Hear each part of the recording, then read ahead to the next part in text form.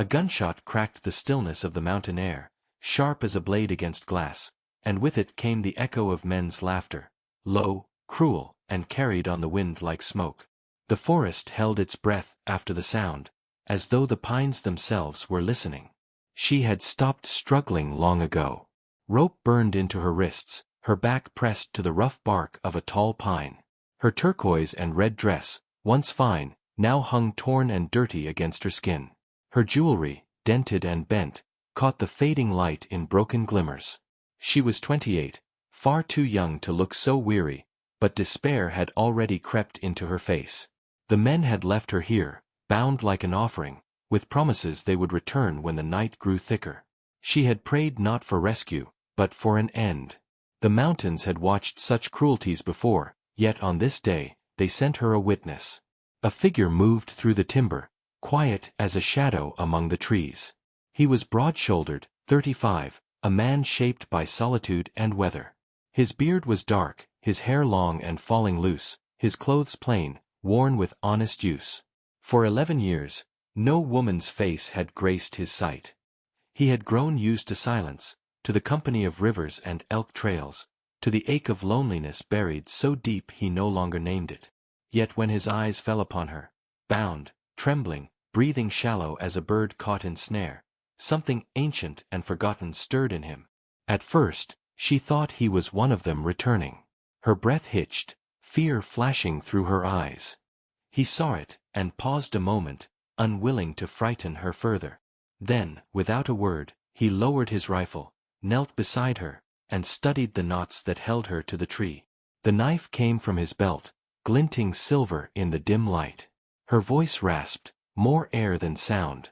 "Please, no more." His answer was soft, almost carried away by the wind. "I mean you no harm." The blade slipped clean through the rope.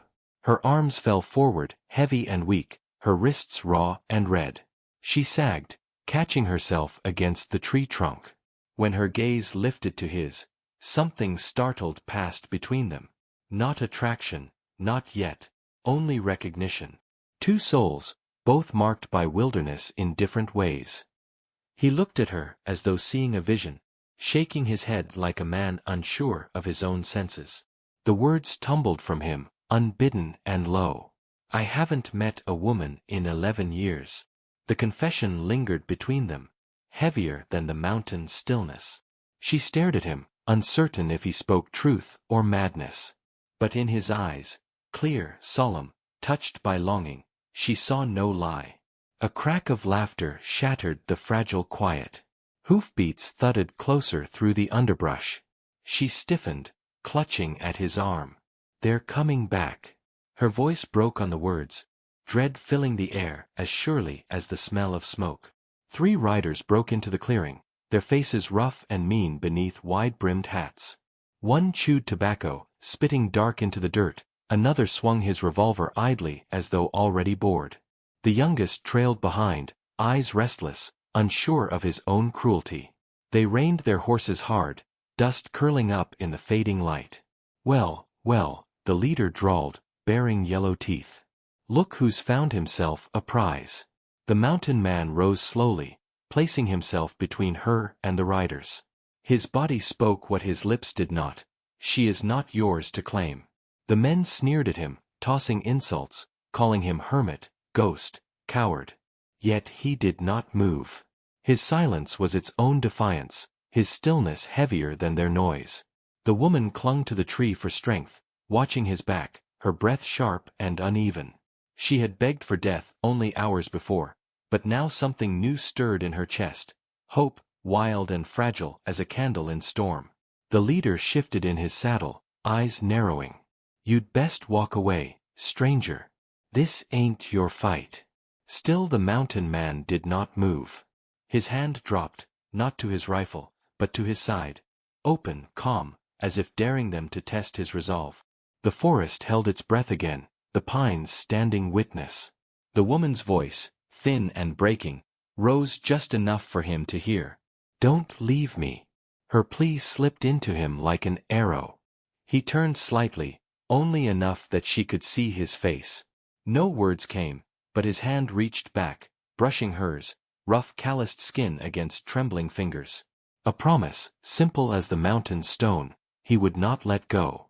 Behind them, the men's laughter faltered, giving way to silence sharp as a blade. Something was about to break. A revolver barked, the sound splitting the clearing wide open, and the bullet struck bark just above the woman's head, spraying splinters across her hair.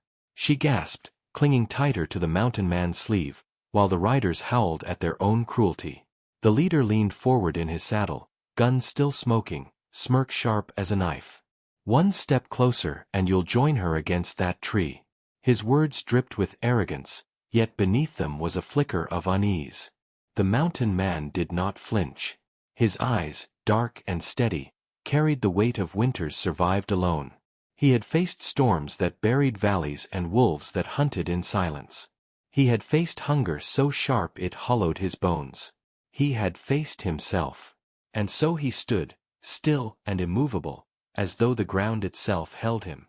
When he finally spoke, his voice was quiet, but it cut like steel. "She's not yours."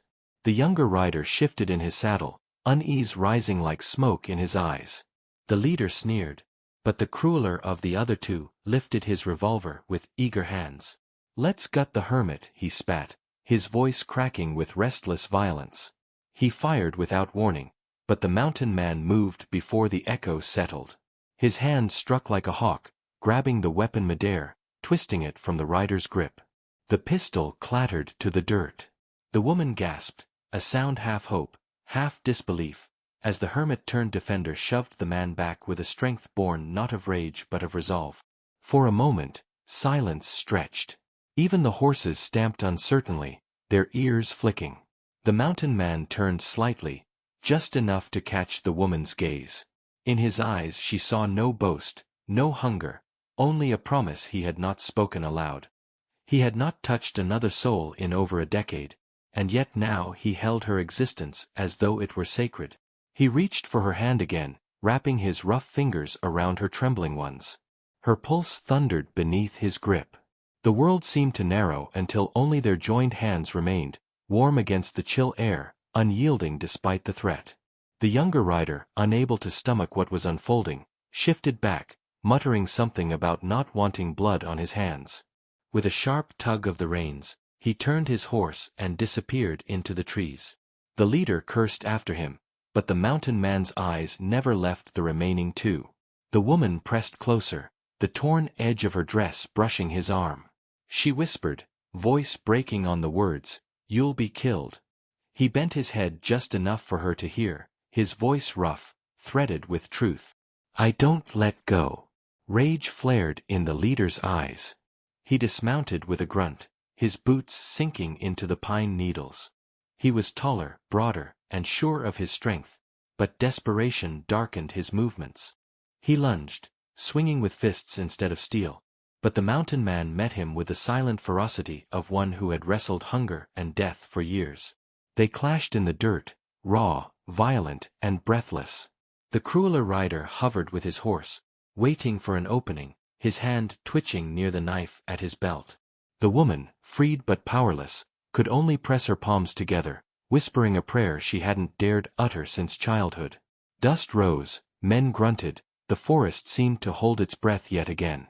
The fight was brutal, primal, each blow carrying the weight of survival itself.